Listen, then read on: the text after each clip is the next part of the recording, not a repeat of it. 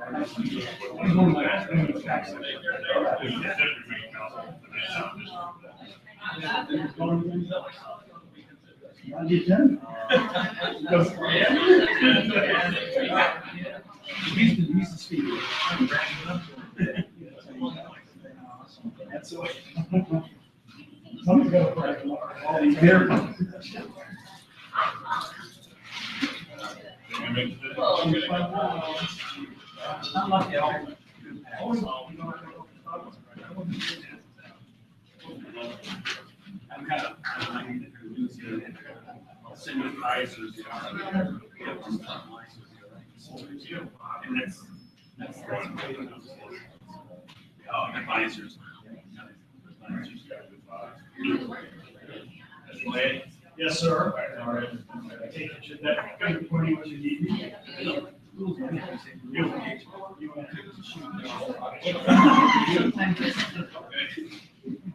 What's going on? I didn't see Steve yet.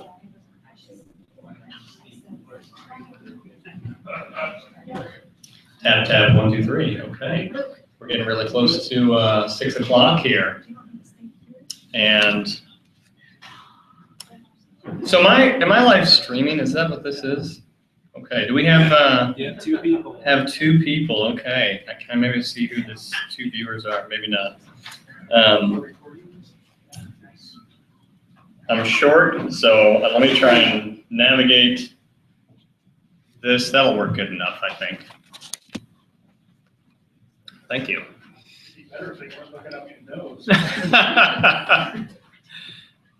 So tell me if you find anything.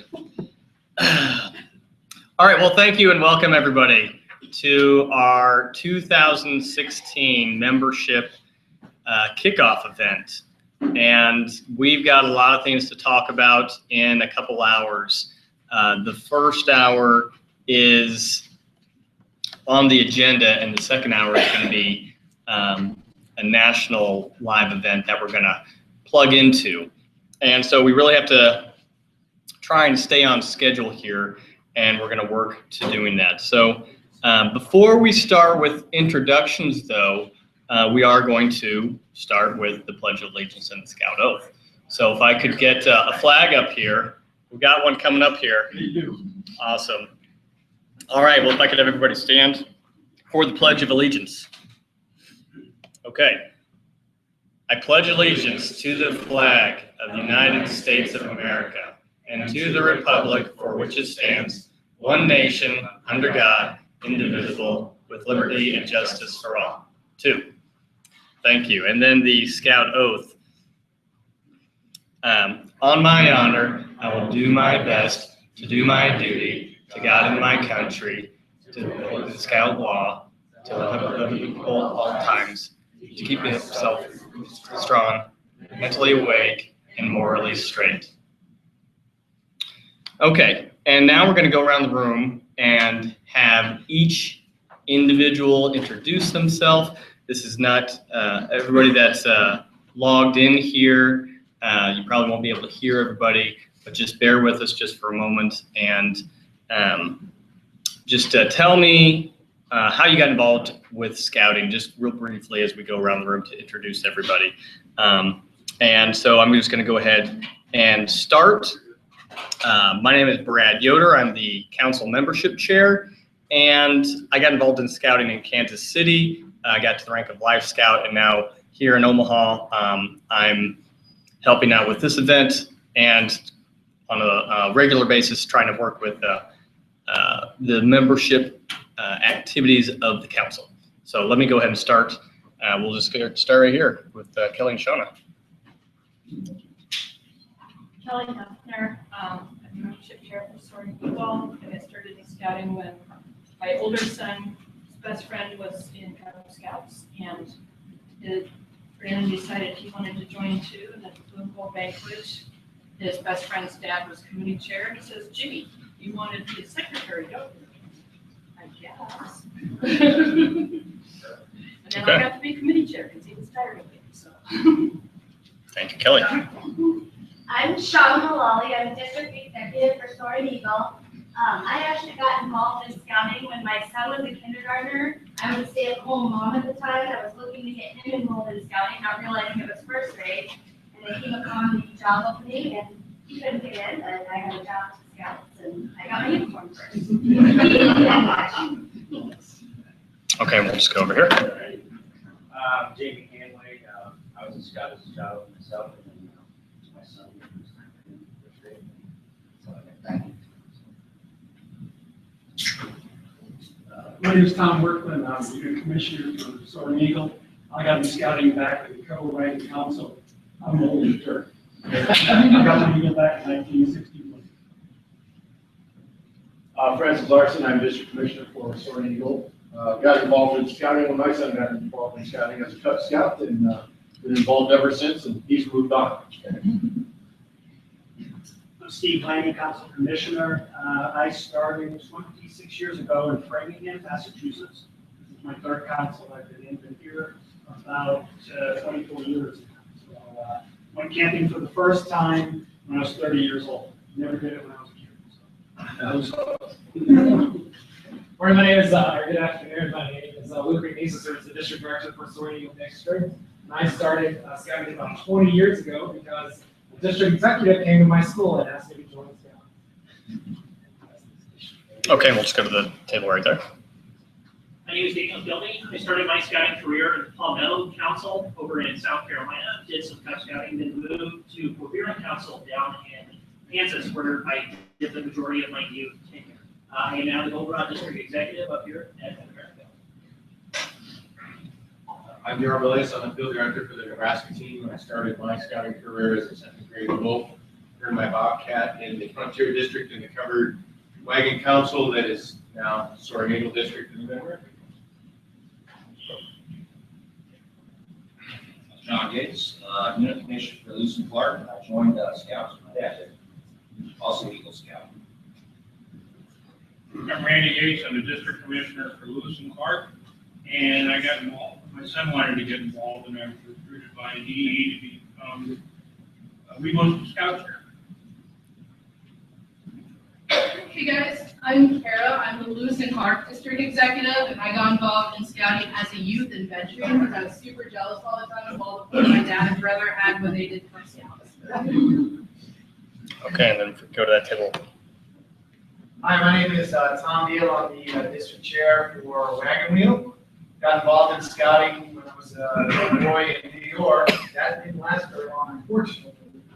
But I knew scouting was important, so when I got older and had my own children, pushed my children in that direction. 2 of my 3 sons are Eagle Scouts, and they are continuing in their lives, and I'm still wearing the uniform.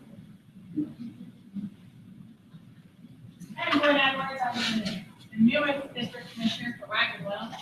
I started my scouting when I was 3rd grade as a Girl Scout, went through 12th grade, got my Gold Award for Spots Award. I started Boy Scouting when my son was in 1st grade. He's now a freshman. He's still going. Should be Eagle in the next 12 to 18 months. My name is John Clark. I'm the district executive for Wagonville. My scouting career started at Pony Express Council in Missouri. I earned my Eagle in '97 and became the district executive for Wagonville in 2015. We can go back there.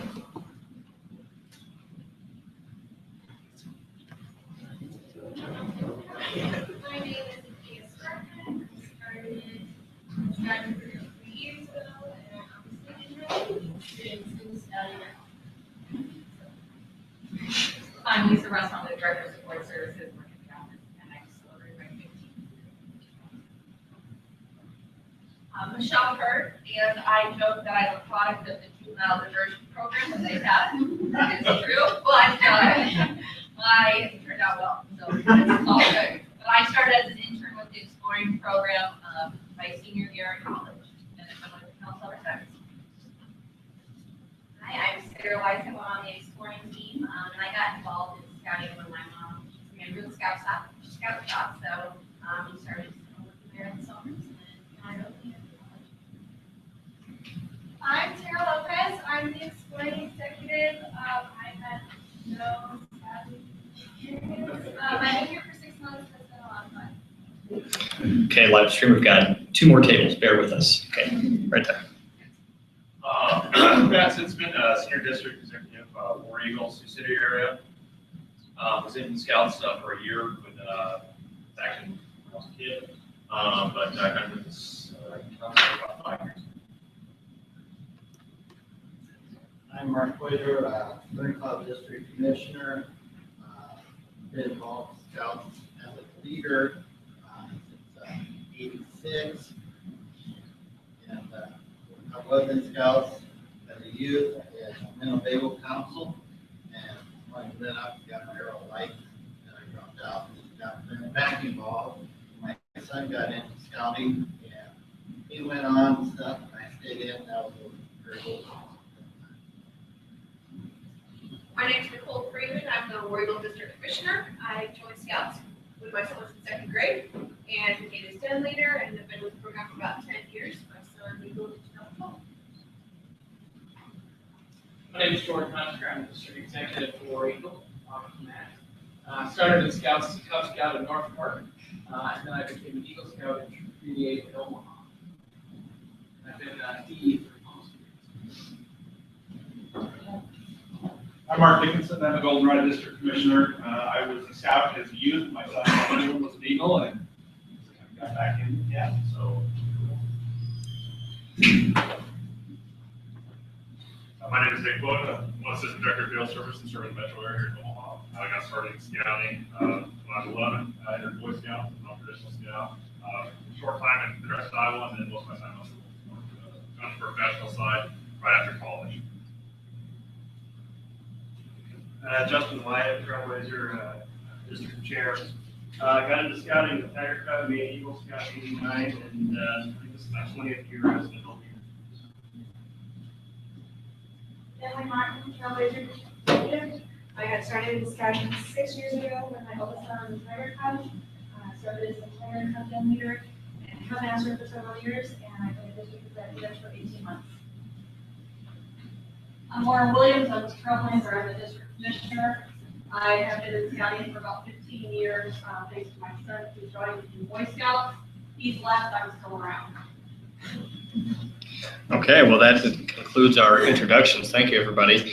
The thing that we're going to start with the growth is basically that what we're trying to do. Well, first I'm just going to lay out what we've done in the past from 2015 and before. So just some statistics in terms of where we've been. And we basically grew Scout membership by 1.4% versus 2014, 158 Scouts to 212,112. And we started 20 new Cub Scout packs, and we grew the traditional membership versus 2014.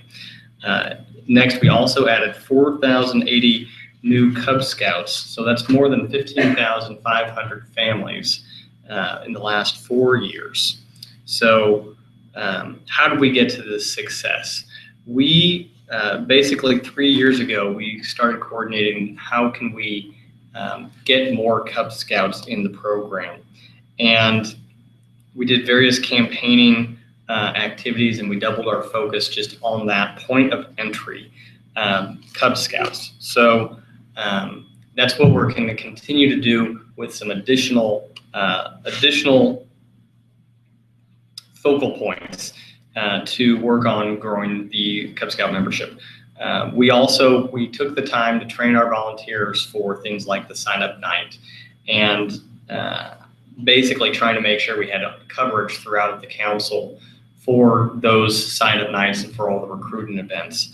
And we just trying to make sure that people and families get to experience scouting even in that first 30 minutes of that sign-up night. So that's what we're going to continue to do in our growth activities, but we're also going to expand it, and we're going to put some goals together. So as we talk about our goal, that's something that we've put out, that whereas we're moving into 2016, that the National Boy Scout has basically put out that we need to have this established. And this came basically with our new Chief Scout Executive, Mike Serbo. And he hired a national growth director and realigned the national organization around growth. So the organization has identified 4 key areas of growth that we're going to focus on, and that forms our agenda for tonight. And so the first one we talked about that we've been focusing on is this growth in Cub Scout recruitment, sign-up nights, working throughout the year. And in addition to that, we've also looking at growth in units to the unserved areas of our council. So if there's a school that doesn't have a den or a pack, or a rural area that there's nothing there. So those are easy areas for us to identify and work towards.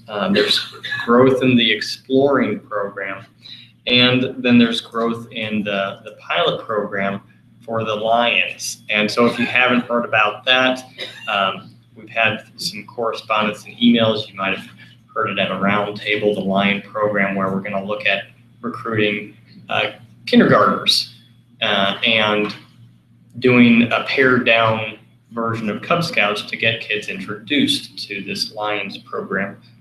So growth isn't a new thing to the Mid-America Council, but around the country, scouting as an organization has been flat and not growing for over 30 years. So we're here tonight as the Mid-America Council to continue our success of growth, and to just say, okay, we've had 4 years of membership growth, so we want to continue that. We want to redouble our efforts and really get a focus on growth again, and how we can improve things like access and success at our various events. So the next, I'm going to ask Steve Lanny to come up here, our council commissioner. Steve is the father of 2 Eagle Scouts, and he's an account executive at Huntel Communications. Steve's an inspiration to Commissioner Service, and he provides great leadership to the Council Commissioner Corps. Steve's going to explain the role of Commissioner Service and the new unit commissioner in growth. So I'm going to move out of the way for Steve so he can be on the live stream. You're way too kind with the... Welcome, everybody. I was really excited to see here presently we have 8 out of the 11 district commissioners, so that's pretty cool. You're going to hear a lot of success stories. tonight about things that we're doing well. You heard Brad talk about our membership and growth. Growth is the key word. What unit services is now that we have all these kids and we have all these units, we need to serve them. And what I mean by serving those units is the Commissioner Corps is the liaison between the district and the unit. We are the experts that can help units solve issues, answer their questions, and that's something we have. We have 135 unit commissioners on the books right now for 530-ish units that are out there. So it's a constant manpower battle on how we can service these units. But the commissioners have 4 focuses. If they only focus on these 4 things, we're going to do our job correctly. And that's supporting unit growth. We talked about unit growth through Journey to Excellence. We all are familiar with Journey to Excellence. That is something that we bring to the table that we constantly put in front of our unit leaders. We contact our units and we capture their strengths and their weaknesses in what we call Commissioner Tools, which is a online website database that we can enter our contacts when we go visit a unit, and we can visually see things that they may be struggling in, things that they may be doing well in. So what we do is we evaluate along with the unit leader on how we're doing as a unit, and that's part of our job. Once we find out what those strengths and needs are, if there are needs, we have to tie back to the district committees who are our experts in camping, membership, advancement, and use their help to solve some of those problems or opportunities that our units have out there. The fourth thing that we're responsible for is making sure that we have on-time rechartering. We're going to talk a little bit how that's going to affect some of our what we're going to do work-wise as a Commissioner Corps. There's a new thing Brad mentioned we're talking about later on in detail. We're going to talk about these new units that are going to be starting up throughout our council. It's something that we, and I'm going to say we as a commissioner group, don't do a very good job on it, and I'll explain why. A new unit, the way it's supposed to be, is once that unit is conceived, okay, we know we're going to open up a unit in, let's say, Wagon Wheel. And what we need to do is we need to assign a new unit commissioner for that unit. And that new unit commissioner is assigned at the very beginning stages of life of that unit. So he works with the DE, or she works with the DE, and the unit organizer. There's a unit organizer, and again, you're going to hear a little bit more about this a little bit later, and they become the liaison between the district and that unit organizer. We support leadership for those brand new leaders that are going to be coming on board for that new unit. Because you got to remember, for most of these units that we're starting up are Cub Packs, and those Cub Packs, those leaders are brand new. So they're looking for someone who has that experience, who can help them and mentor and coach them. The kick is a new unit commissioner needs to be with that unit for 3 years. Anybody want to answer why we think 3 years a unit commissioner has to be with that starting unit? Anybody? First 3 years is when they're going to fail. So if we don't supply that unit service and help them along after that first year, that's when all the problems break loose. So what we do is we say that unit commissioner that's assigned to that brand new unit, that should be the only unit that they are assigned to, and they are with that unit the first 3 years of life, I'll call it. It should be an experienced commissioner. So you're going to start hearing a lot more about that. I talked earlier about one of our responsibilities is making sure that our commissioners, or our units recharter on time. We struggle every year. We have a lot of units out there for whatever reason. Could be training issues, could be membership, could be leadership in general, not having enough adult volunteers. So what I'm going to challenge all of our district commissioners that are on the phone and in this room, I want you to work with your DE and look at 3 to 4 units that have struggled in 2015 to get their charters in for whatever reason it is. And I want to put some focus on those. Usually those are the units that need some help. We want to put the focus with those 3 to 4 units work with them closely, assign a commissioner closely. Let's see if we can get them in a striving mode to see if we can help them succeed. So, success stories. You know, Brad talked about a few. I have one now, and I'd like to bring up Unit Commissioner Tom Workman and Cutmaster Jamie Hanway from PAC 229 out of Walt Disney Elementary School to give us a success story in commission service. We'll let Jamie talk. Thanks.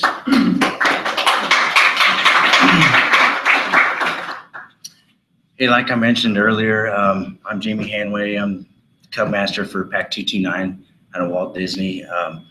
We kind of got started brand new again. PAC 229 was flourishing in the early days, and I got contacted by Brian Havens, a resident in our neighborhoods there in our school.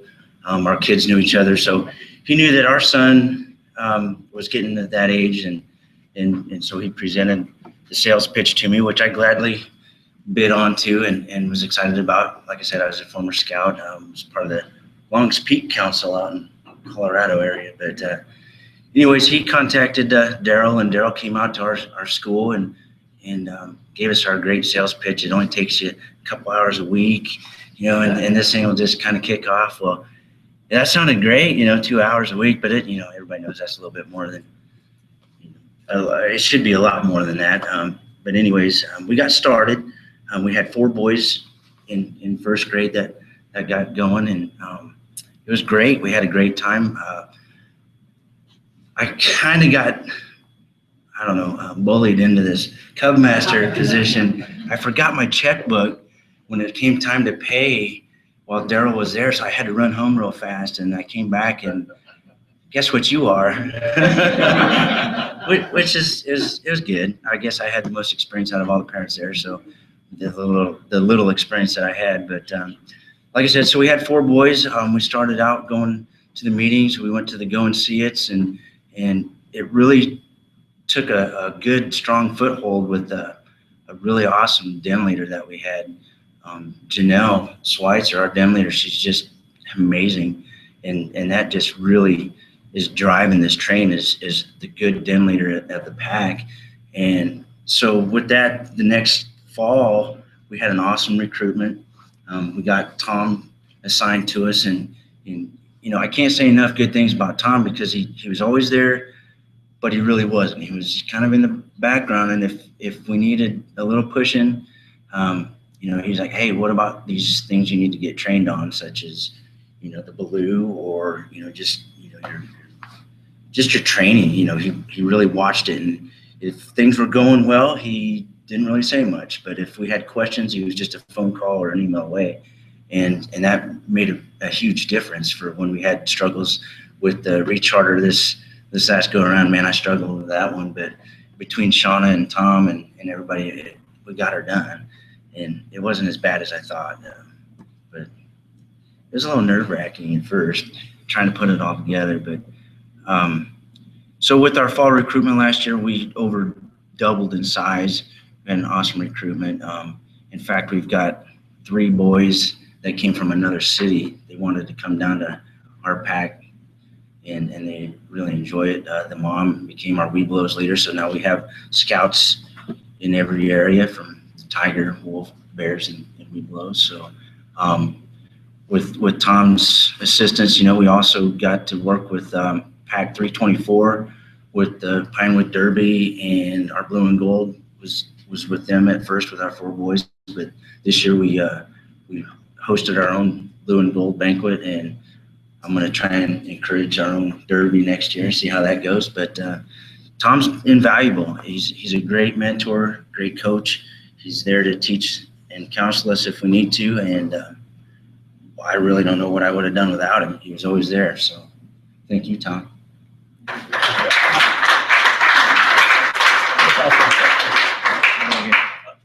As a unit commissioner, we have those 4 points he talked about, but my 5th point is I'm an uncle. I'm that uncle that sits at the dinner table and is real quiet unless he needs help somewhere. And that's what a unit commissioner is that person that provides that strength in the back, that help, knowing that there's somebody there that'll be glad to help you. That's all I have to say.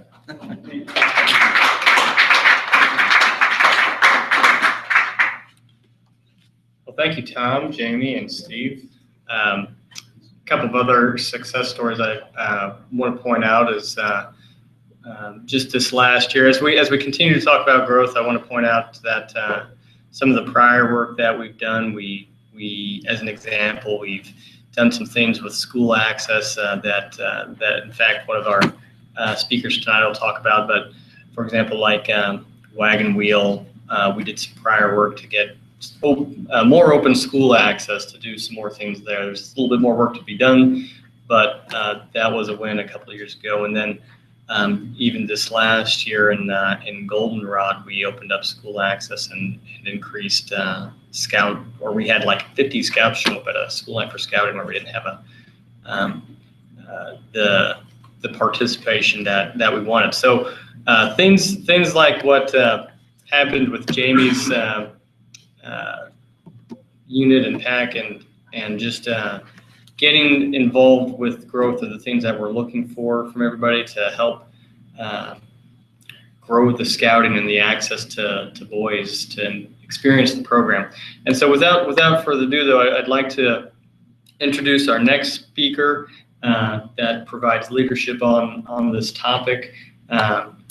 It's former Mayor Hal Dobb, and he's with us tonight. He also served with the House of Representative 4 different terms. He currently serves on the Board of Regents at the University of Nebraska. He's a distinguished Eagle Scout and has made great strides in school access, helping us promote the Boy Scouts with the different school districts here in the metro area, and just to open up areas that weren't open before and in different parts of the city. So Hal's going to remind us about the importance about this Cub Scout program. If you could. I really don't want to stand behind the microphone because from in the back I've been watching your faces up on the screen, and it's sort of something's wrong. I don't know what it is. It's the angle. Well, good evening. It's nice to be here, and for the last 3-4 years, I think I've had the privilege, ladies and gentlemen, of working on membership access improvement just in the Omaha metropolitan area, not across the whole council, but just right here, because after the difficulties we faced 10 years ago with respect to affiliation, we faced a kind of a downdraft all across the country in scouting, as you well know. I think that that took a little bit of getting through. As a result of that, we're back now, and while our membership here declined dramatically, we're back up over 20,000 now, which is a remarkable climb. So that's 4 years in a row, you heard, of increased enrollment. Well, it all starts with Cub Scouts. It really does all start there. You're not going to get an Eagle Scout if that person wasn't a Cub Scout to begin with. And so there's a pipeline issue here, and I break it into 2 places. There are 2 pieces. The first piece is to recruit that kindergartner maybe into the Lion new pilots that we may be incorporating into some of the councils. And then particularly access for the 1st and 2nd graders in their elementary school setting. And I'll talk about that in a minute. But it's also incumbent upon us not to lose sight of what I call probably the greatest membership builder, and that's retention. So we can get the Cub, start them off, but if we're not doing all those things that program what we can offer in that effort to build the character of that young person, and that's what, to me, scouting is all about. It's a place where you really can early on make those contributions in that 6 to 8 year period of time that builds character. When you get all done, whether that person is an Eagle Scout or not, to the extent that they've had some longer period than just a year as a Cub Scout, that's going to be really important. And they'll look back on it like my son, who did not make Eagle Scout, who is a Scoutmaster now. Just that experience, that connection over a period of time, built his character, created a feeling that he got a lot out of it and he wanted to give something back. So I'm going to talk mostly now about access. 4 years ago, we had just about every single public school principal in the Omaha area shut the door on us because of the lifestyle preference argument that we went through. And that was as a result of Supreme Court case and some other things, and the ability to restrict. That superintendent and that school board did have the ability to restrict which groups it's in. The argument was, if we let the prayer group gather around the flagpole for prayer, we'd have to let the Ku Klux Klan come into the schools too, and we can't discriminate. And of course, my answer to that's what you mean. You can't discriminate if they don't fit the 40 characteristics of building character, which are adopted by all the public schools. And there's no other organization in America that embraces those 40 characteristics, except for Boy Scouts of America. Then who else is going to help with things that need to be taught to young men and women outside the classroom in a family setting of some kind? So we made some progress, and the progress was by just simply, with great staff support and a lot of volunteers and scouters, putting some pressure on school board members and on superintendents.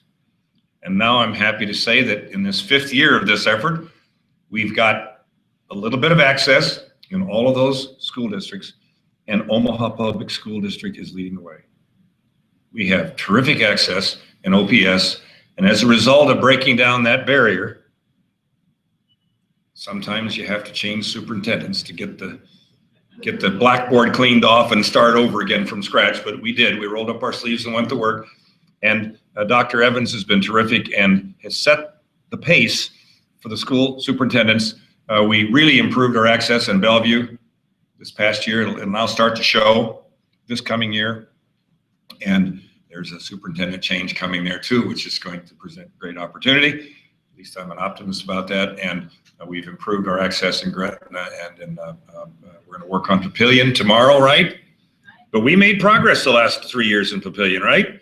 So, but it's knocking on the door, continually taking our message about the value of our programming, the responsibility of the adult relationship. You got to be proud of what you're doing.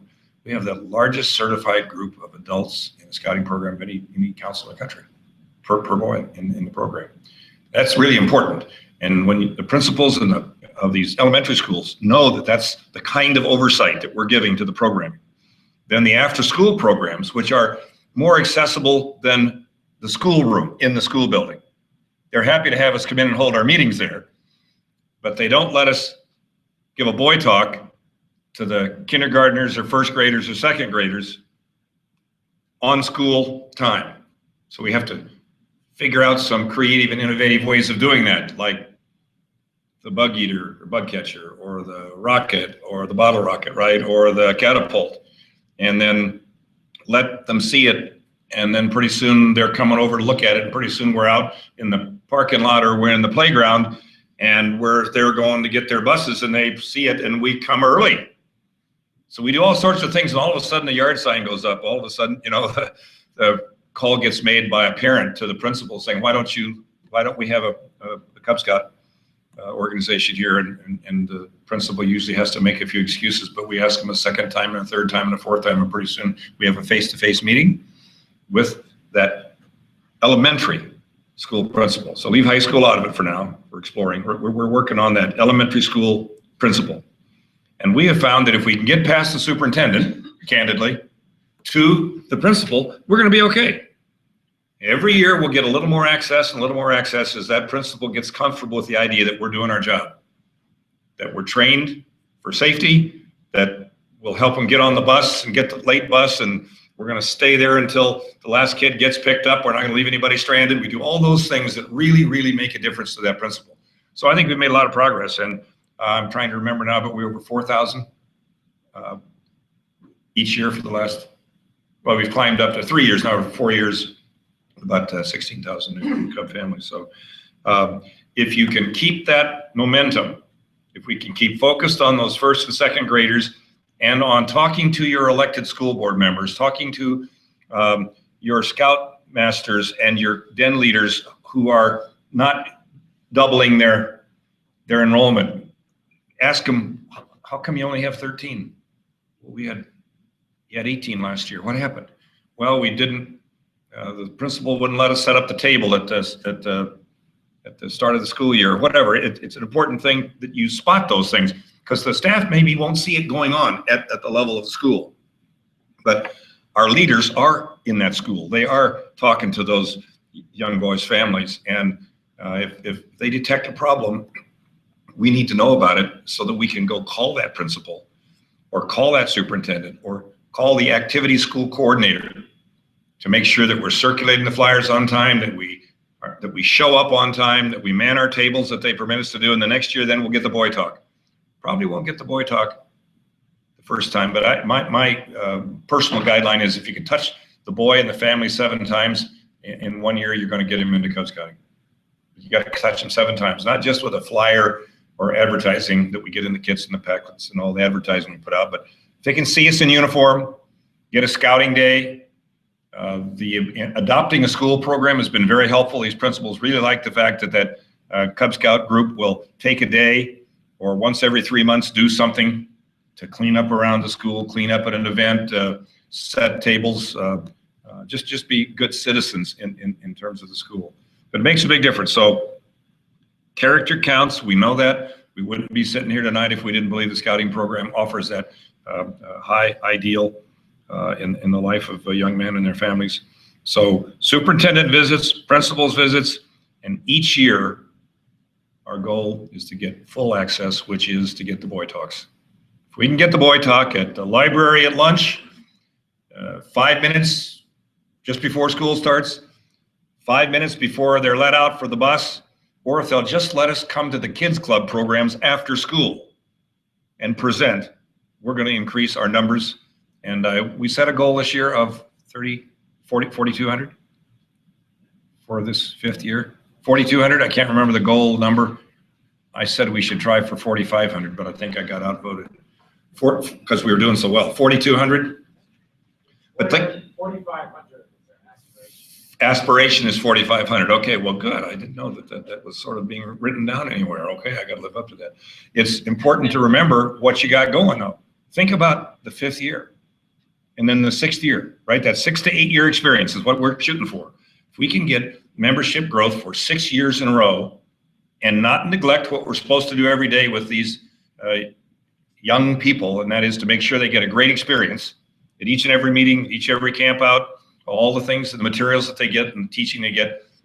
I probably set us back last week, though. I went to a scout troop and I did, last month I did citizenship in the community and citizenship in the world, and I didn't pass any of them. I don't know if I'll be invited back to that troop or not. But I was invited back then the following month, and they'd all finally read their merit badge book and finally done their homework, and they finally studied just like they do when they go to school to do math or English. And that it wasn't just have a class and then sign my blue card. So I think that also we have to remember that we need to have some discipline as scout leaders. Can't just let those young kids just show up. Got to kind of organize them and work them a little bit. You know what? They'll be your best recruiters. That kid's going to get his buddy. And he's a 1st grader and he's had a great experience, and he's going to, by 2nd grade, he's going to have three more people wanting to be in your pack. So that word of mouth really does travel. If they've had a fun time and a good time, that helps us grow. So I want to leave you with the thought that I'm in the phone book and always have been, and you could call me. I will help Steve. I'll help everybody, help you, whatever I can do. If you've got a principal that isn't letting us in the school by next year, you're going to get a call from me or from someone on staff. It's time now that we break down the final doors to school access. We're making good progress as our numbers show. You just have to stay with it. Thank you very much.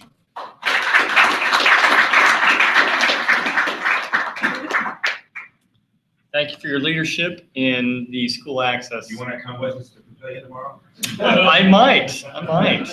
I'll check my calendar, but I'll definitely, I think myself and Luke were talking about maybe taking you to Gretna, so maybe we'll be doing that soon.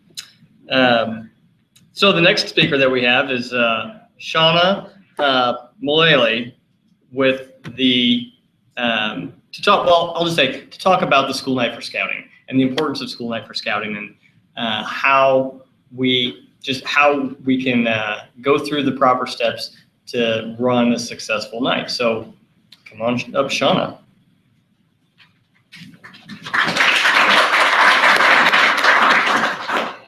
So actually, there's a lot of steps leading up to that school night for scouting. And one of the things that we've been working on as district executives for at least the past month, that's hopefully wrapped up by the end of April, are principal visits. That's really the first step. There's a number of things that we're trying to accomplish during those principal visits, one of which we're trying to find out the demographics of the school.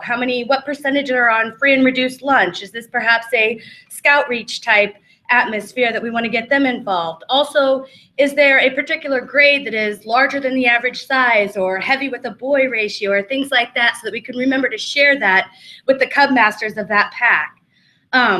Also, we like to kind of brag a little bit about the pack, some of the great things they've done. Hopefully, like Hal said, they've taken advantage of that adopt a school, and so the school pipes up and says, yeah, they come out here and help us with our yard work in the spring, or they're here doing our flags during Veterans Day, anything like that. And it's great if we can have a volunteer that can be there with us during that meeting so that they can speak up and share some of the things that their pack have been doing as well. But what Hal kind of focused on, that is really the intent of the meeting in our eyes, is to determine that level of access. So basically we use this, and I don't know how this is going to work with the webcam thing. We use this principal piece. We take it all prepared and filled out with the information that we know from the pack. We usually stuff our full roster in here so that they can look through who is involved in scouting already. And then there's a supplemental sheet that we'll have pulled out, but these are the kind of questions that we're really focusing on. And what we're doing as we're walking into the building, we're noticing whether the school has a marquee that we could perhaps put some information on around recruitment time. Do they have a school newsletter that might be an option as well? Is the principal open to us sending flyers actually home with the kiddos, or perhaps even coming in over lunchtime to do a boy talk? Those kinds of questions are what we're kind of casually asking throughout that conversation to kind of determine whether they are no access, limited access, full access, or kind of what our opportunities are there. So then the follow-up piece to that, when we sit down with the individual pack from that school, we utilize this form, which I've stuffed in those folders, I believe, but basically it just runs through those different passive and active touches that Hal kind of talked about to determine what are we able to do within the school. So we talk a lot about the feedback from the principal, and kind of what those different opportunities are. And we go through a piece like this during that pack one-on-one meeting. And basically on the inside of this, it outlines all those different opportunities that there are. So through conversation, we talk about, okay, we did conduct the principal visit is the first item on that.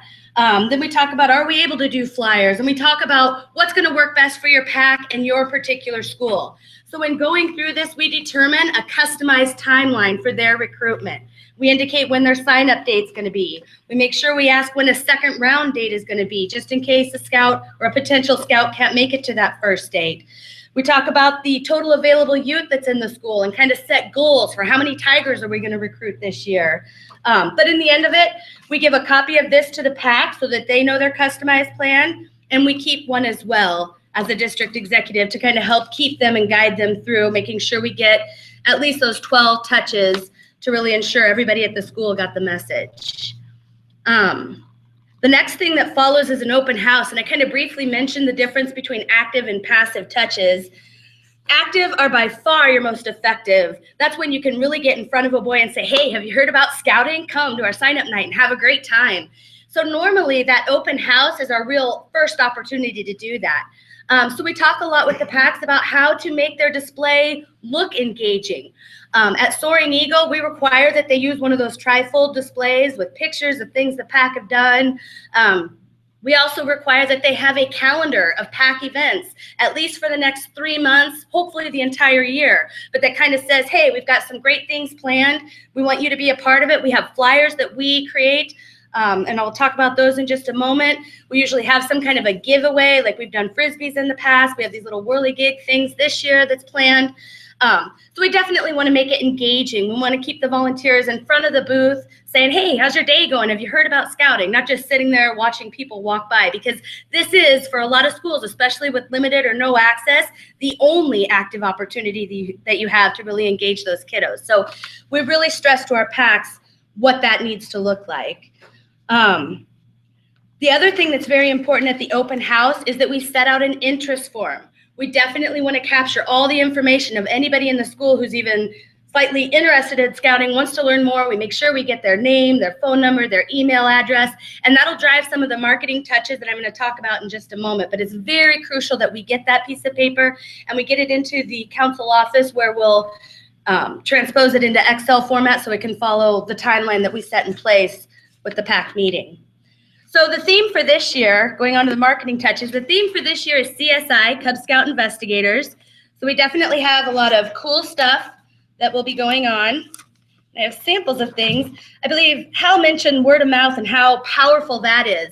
So another thing that we really push, especially at that PAC meeting, is getting the PAC and the current scouts engaged in the recruitment campaign. Hey, bring a buddy to the sign-up night. We have these adventure tickets where the scout fills out the information about his sign-up night, when his den meetings are, all that kind of good stuff. And then the friend can bring that to the sign-up night. There's a tear-off portion that he keeps that tells him, like, the Cub Master's contact info, when the den's going to meet next, all of that good stuff. But it really does make a difference if we can get scouts asking their friends. That's the most successful way to recruit. Then we also have bookmarks that we try and set out in school libraries if possible, or maybe in the entryway. All of the materials will have a little label on it. Everything has that sign-up night, date, time, and location, and preferably a contact phone number as well for someone within the PAC. We also have flyers. One is what we call a Boy Talk flyer. This is mainly used for schools where we do have some access, either full access where we can do it during school time, or limited access where we're working with after school. This drives the boys' attention. It's all about fun. Have the fun of scouting. So that's one form of the flyer.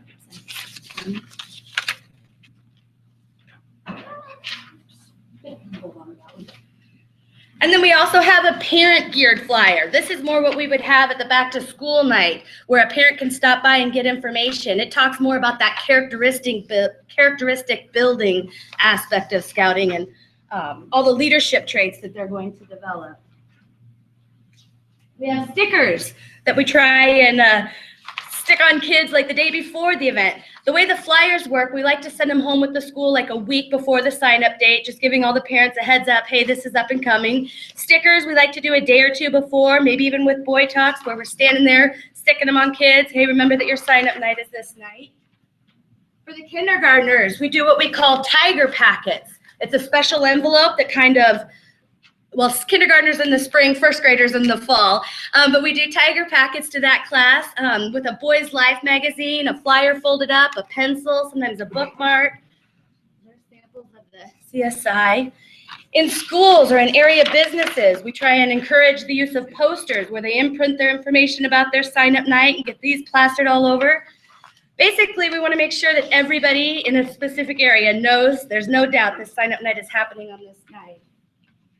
We use yard signs. We use these smaller yard signs. I personally, as a district executive, I go around and I hit all the major intersections. I make sure every major intersection is covered with yard signs. Then I also hand them out to the Cub Master or to the PACs to put within their neighborhoods, specifically where the path of traffic goes, the flow of traffic to the school or into a particular neighborhood or division. Make sure there's a yard sign there. And then 1 or 2 days before, we like to use these ones right outside the school, definitely attention grabbing. We started this last year and there was a lot of positive feedback on this.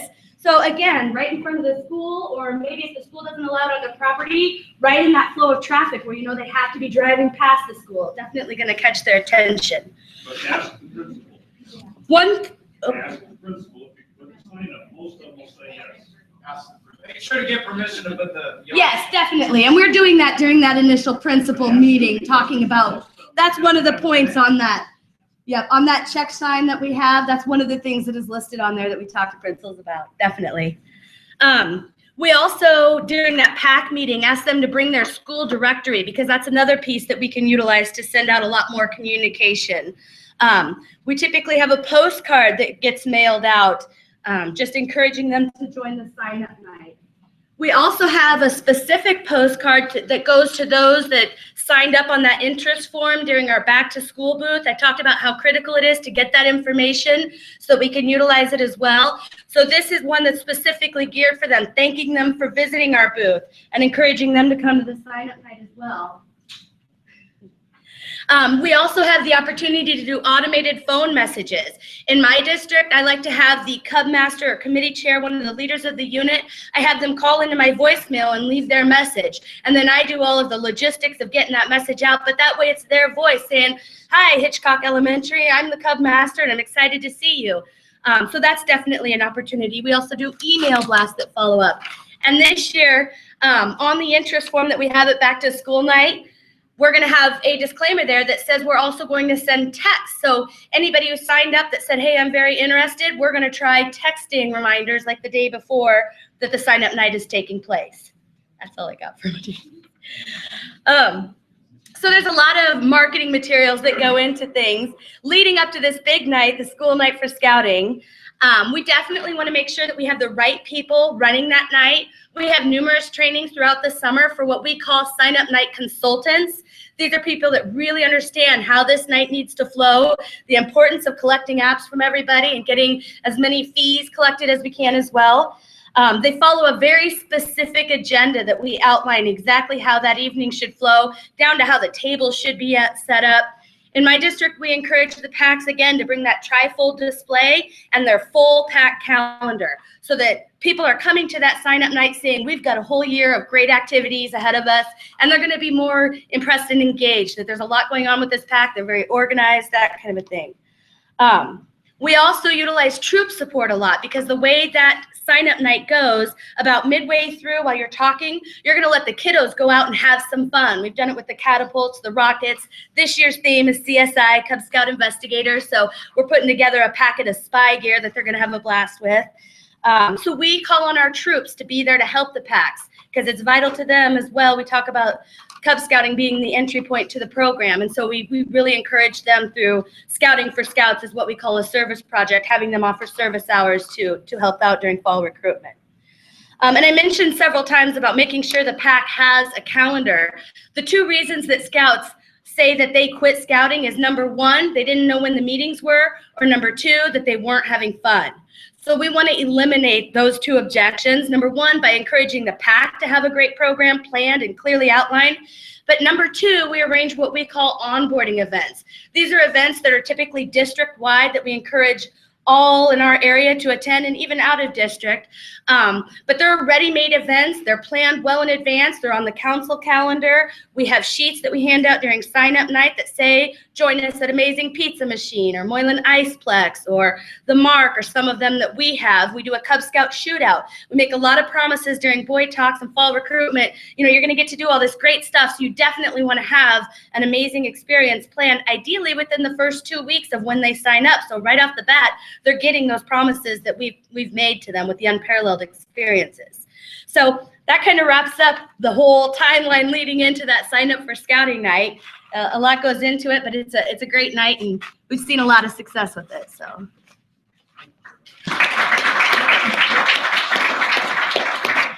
Thank you, Shauna. Yes, the sign up night is very, very important for us to have a great kickoff on that, as we get a lot of the scouts that do sign up that are coming to that night. So I encourage everybody to really focus in on that event, as well as every other recruiting event. That's kind of the headliner recruiting event. The next thing, we're going to change the agenda just a little bit so we can get to the national live stream. We're going to talk about, I'm going to invite Luke McNeese from the Soaring Eagle to come up and talk about the pilot program with the Lions. Come on up, Luke, and we're going to come back. We're going to go to the live stream, and then we're going to come back to the new units and then the growth goals after our live stream. So perfect. Thank you very much, Brad. If you guys will turn to, I believe, the last page in your agenda, or the second to last page, you'll see a 2-page sheet on the Lions program. And we're going to kind of peruse through that. The Mid-America Council has been approved to participate in the 2016 Lion Pilot Program, and that program will be for kindergarten age youth to participate in the program. The program will consist of one den meeting a month and then one den activity or pack meeting a month. So during the Lions program, you're not going to be going 2 to 3 den meetings a month and a pack meeting. Those Lions should really only be meeting 1 to 2 meetings a month. On top of that, those Lions are going to be led by what's known as a Lion Coordinator. The Lion Coordinator is an experienced den leader, not a parent of kindergarten age youth. So these are big things. And these 2 main things were designed to prevent the water hose effect for new families joining the scouting program. One of the reasons that families drop out of Cub Scouting is because when we get them in, we just turn on the water hose. You got to sell popcorn, you got to buy a uniform, you got to do this, and this. And the Lions, you got to be a den leader. The Lions program is designed to ease families into this. So when the Lions join the scouting program, they'll buy a $9.99 bundle that'll include their stickers, which is their advancement program. So they won't have adventure loops like the rest of the Cub Scout program. That $9.99 package will also include a handbook for the kid and also a leader book for the parents, because in the Lion program it's shared leadership and every parent is asked to do one den meeting or activity. So we're giving every parent the guide on how to do that. The kid will also buy a $9.99 blue T-shirt that he'll wear as his uniform, his Lion T-shirt. The end of completing 5 adventures, the Lion will earn his Lion badge, but that Lion badge is not a badge of rank. It's just going to be an activity badge, so it won't be sewn on to the left pocket of his Cub Scout uniform. So we will not be recruiting Lions into the program this spring. You'll really focus on that during your fall recruitment campaign, and there'll be some special supplemental pieces for the Lions program as we get closer to the spring or the fall. So I am going to, those of us who are hanging out on the Google Hangout, I encourage you to switch over to the BSA National live stream, which should be on top of your agenda, but it'll be livestream.com/BSA National Council to move over to that.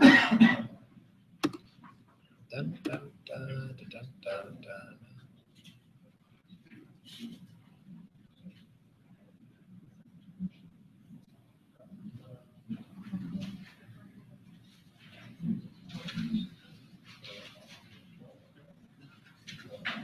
And so we have restrooms right around the corner. We still have a lot of food in the back if anyone wants to go do any of that.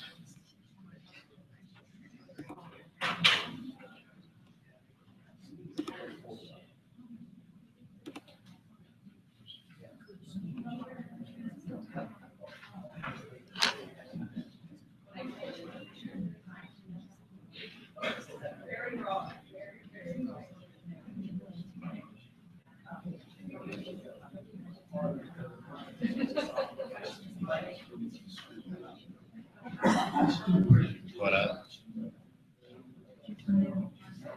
I don't think I can. With what? We're going to go back at the end. So for volunteers. Will you try to cover still all of it? Yeah, just all we have left is the need and the exploring stuff. But if I need to cover the exploring stuff, Okay. If we don't see them, then that's okay. But I'll try to. Yeah.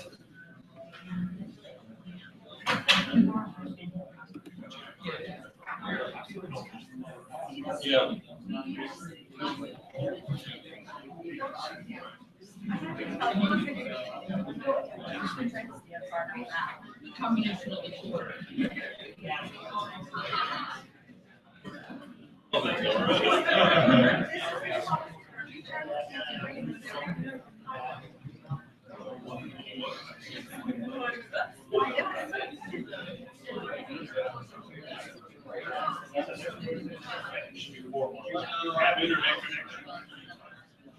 Yeah, and it shows that the viewership just keeps climbing. So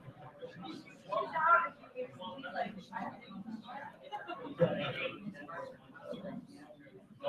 that's what he was.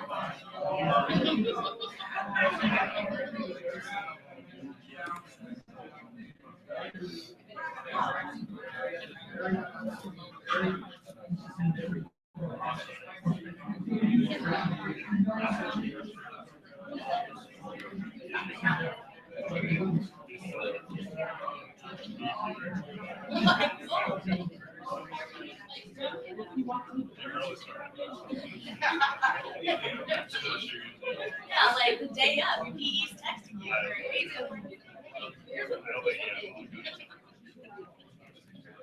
That is the most nice. I'm sorry.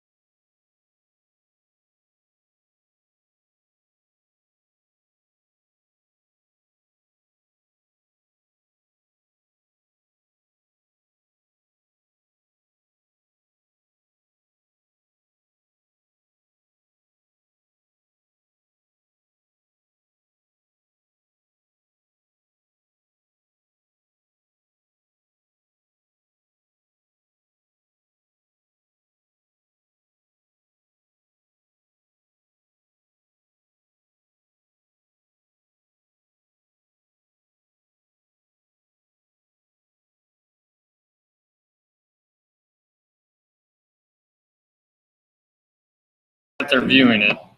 How does that? No, see, it went from 6 viewers to 5 viewers after you turned me back on. Not sure what that means. Okay, well, we're going to move on. We're having some technical difficulties with our live stream. So we're going to go back to our originally scheduled programming, which is we're going to have Daryl come up and talk about the importance about new units. And so Daryl introduced himself earlier. He's the field director for Northeast Nebraska. And as it relates to the award that Tisha got an abstention here, just the importance of creating new units and the way and the steps to go about it. Come on up, Daryl. Thank you. Thanks, Brad. Welcome, everybody. Thank you, baby. I think that everybody in this room, everybody on the Google Hangout, everybody on the call-in, all believe in scouting. You know that we instill strong values in young people so they learn to make moral and ethical decisions over their lifetime. And I believe that there are tons of people in our neighborhoods and in our communities that also believe in scouting that may not be involved yet. I think if you walked up to anybody at your local Walmart or Walgreens or CVS pharmacy, wherever, and said, have you heard of the Eagle Scout program? They'd say yes. And they'd understand what that means, that they're in the Eagle Scout program. And just like the CVS pharmacy and the Walgreens and the McDonald's and the Walmarts that are in your communities, they're in every neighborhood. We've talked tonight a lot about how to grow the storefronts that we already have. But what we need to talk about is how to make it easy to have scouting in every neighborhood, in every single community. I think the school districts do a really good job of this. They put an elementary school and boundaries around that area that hold 300 to 500, sometimes they overcrowd it a little bit, but about 300 to 500 kids in that school. And if we have a pack in that neighborhood, we're doing our job. Our job is to grow scouting in our area. All right, so we're doing a good job if we've got a pack in that area and all the stuff we've heard about tonight, we want to grow that. But if there's not a pack in that neighborhood, when I was a boy, I walked to my pack meeting after school or my den meeting after school. When I was in the Boy Scout troop, I walked down the street, cut through a yard into the church and went to the troop meeting. The packs and the troops have to be in the neighborhoods. Don't make people drive 3 or 4 miles down the road. They don't do that with CVS Pharmacy. They don't do that with Walgreens. They don't do that with Walmart. We shouldn't do that either. So what I want to talk about is the 4 pillars of how to start a new unit. We see a poster over here on how to do that, and if you look in your handouts, I gotta find mine. There it is. The 4 pillars of a high quality unit. And we've talked a little bit, Steve did a great job earlier about talking about how to start a new unit, etc., and how long you want to stay with them. If you look on scouting.org/membership, you'll see all these resources there. You can also go to our MAC-BSA website to see those, get that link also. The first step is know your market. So your membership chairman from your district executive, and your district commissioner, they should be able to develop a map. I used to call it at 30,000 feet. Let's look at our district, our service area at 30,000 feet, and let's figure out if every neighborhood has scouting and identify where all those neighborhoods that don't have scouting, where they go. Once we figured out where we don't have scouting, then we get our relationships person, like a Hal Dobb. You want to find an influential scouter in that neighborhood that can help sell scouting to a charter organization. That's possibly a church, a service club, etc. And you want to go out and sell that. Those people then say, yes, we want to have a pack. We want to provide the Eagle Scout program in our neighborhood. We want to develop strong values in our young people. They become leaders of our community.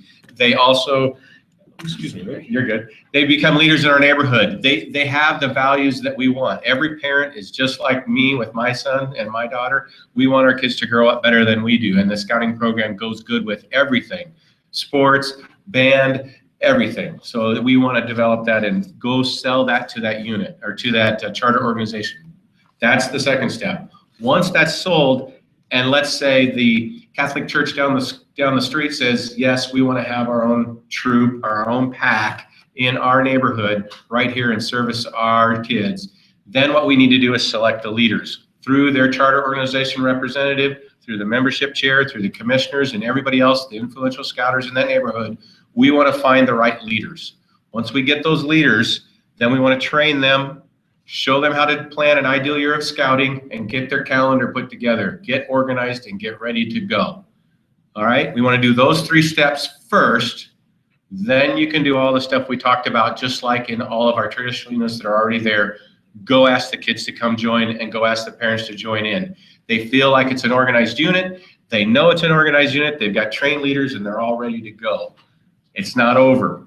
What ends up happening at that time is you've worked really hard to get to that point, and you have a tendency to look at Jamie and say, nice, you're the new Cub Master, we'll see you later. And you can't do that. You have to do what Steve said. You have to help them. They're like an infant. They're like a toddler. They're not sure what's going on. And they want the best thing for their sons and, of course, their entire family. So what we have to do is we have to continue to help them. So that new unit organizer starts from the very beginning with the new unit commissioner, the district executive, and everybody in that district to help that unit grow, and you stay with them and teach them about roundtables and additional trainings and our camp facilities, etc. You know, our best classroom is the outdoors, and we want to make sure all those kids get that promise we delivered to them at the Boy Talk. We want to be able to tell them, do you want to come have fun with us? Race a Pinewood Derby car, go shoot archery and BB guns, maybe even get to do some swimming at the lake and catch the biggest fish I've ever seen in my life.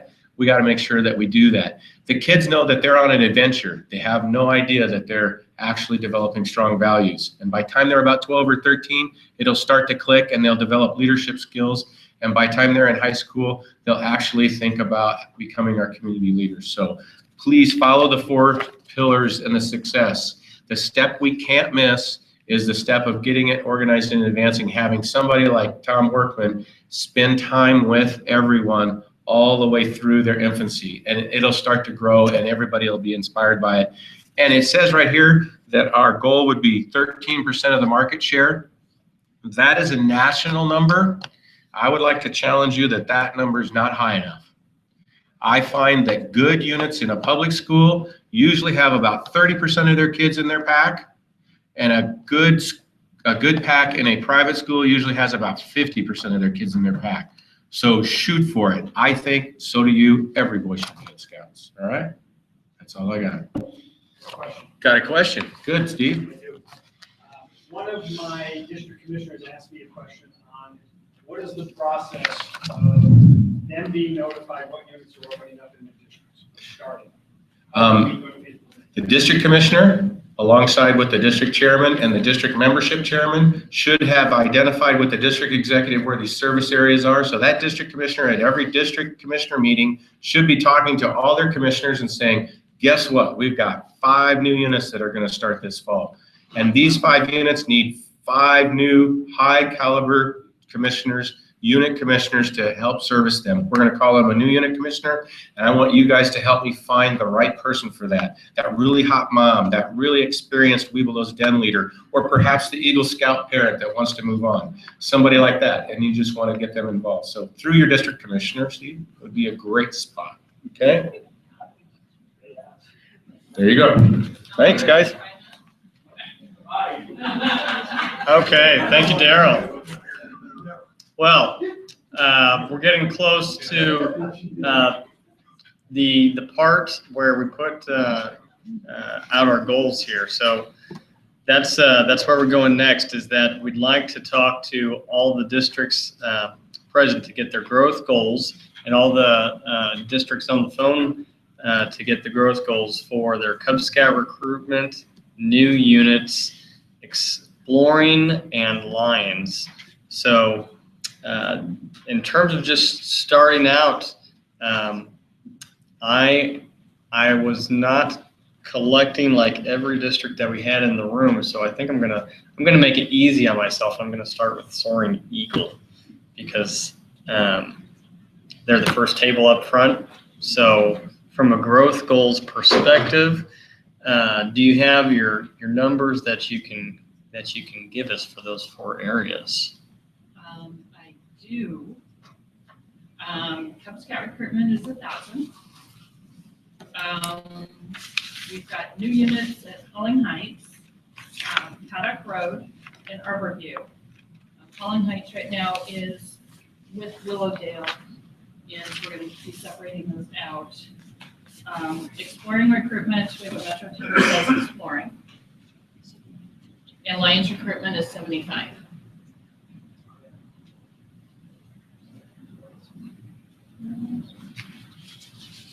Okay, well, great. And I see these boards appear. I didn't ask Luke about that earlier. Tell us about these boards that we've got. Sure. So these are 4 pillars of a high quality unit. So as we have identified that Paddock Road is now in the Know Your Market step, we're going to move it off of the pending file over here. So there's some moves and ahs. And then after we go talk to the chartered organization and we make the call, and the call's been successful, we move it to this step. Yeah. Then, when we're ready to recruit the leaders in the build the unit stage, and we have our new unit commissioner on board, we move it over here to the build the unit stage. Oh my. And then when we're doing our recruitment events, we move it to the grow the unit stage. All right. So that's what, and then so all the units, the new units that all the districts have identified that they're going to start in 2016 are on these boards. And then the Sioux City board is going to go up to the Sioux City office, and each team is going to have their board available. Great. Well, thank you, Luke. I might have jumped the gun on that, but I was really curious to understand what these boards were as we're talking about the new unit and growth goals here. So we got Soaring Eagle. I'm just gonna go right down the list here. I'm gonna go with War Eagle, and if I could call on, it looks like Nicole and Jordan, if you want to pick a nominee between the two. All right, for Cub Scout membership, recruitment is 750 plus. For new supporting units, there'll be 1 new unit. For new additional units, that's plus 2. And then for Lions, it'll be 60. 60, okay. That sounds great. Yeah, because I think we haven't gotten to it yet, but that's on the line front, we have a number that would take up like 25%, so rock on. All right, so Thundercloud, I've got Mark. Yes. That's me. And this is one of my DEs. Next me. She is on medical leave right now. She said that she would get the information to you when she gets on medical leave. So we'll punch you in for 3,000, right? Okay. All right. I made a big mistake. I did not ask, as I'm looking down here, like Twin Lakes and Awanasi, I did not ask about anybody that's on the phone line. Do we have anybody on the phone line? If I could go there. Is that still open, Luke? No phone line. Okay. Okay. So I'm going to go to the next Goldenrod. We've got Mark and Daniel. Mark? I'm waiting for my DE to text me those numbers. 400 new Cubs? So, I units. Wow, he's optimistic. We're getting ambitious, 2 of which are going to be for after-school programs. So we're looking at. We would like to have 25% of our youth. We would like to have 25% of our units participating in the Lions program, or about 50 kids in total. So Okay. that's what we got. Great. So we do have a new link for the live stream, so we can finish up Sure. projections really quick. Okay, we'll go through projections quicker. All right, Trailblazer, succinctly, we've got Justin and Laura. Okay, I'll do it.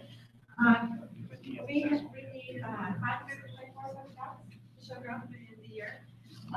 For the Lions Cup program, we have 7 units that have agreed to participate with hopefully 50 Lions.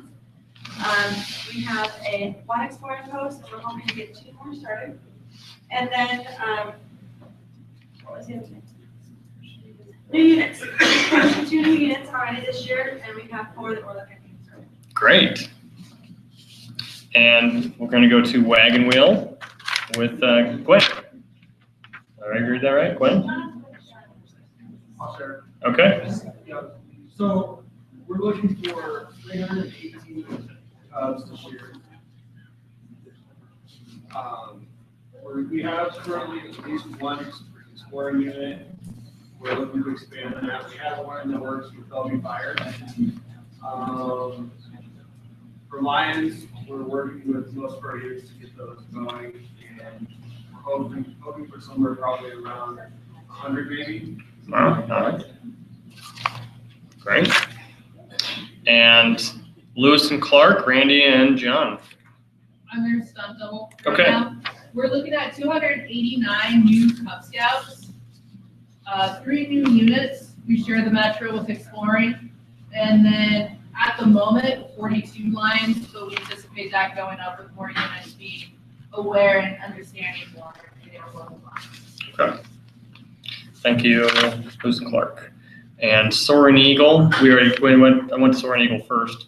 And so then we have the overall exploring and outreach, which I think our professionals, they had departed. Yeah, IKEA will do outreach. Okay.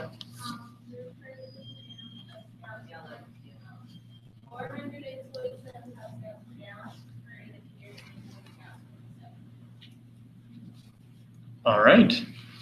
That was for the outreach. Great. Okay. Well, I think we're going to go back to the live stream. Reattempt it.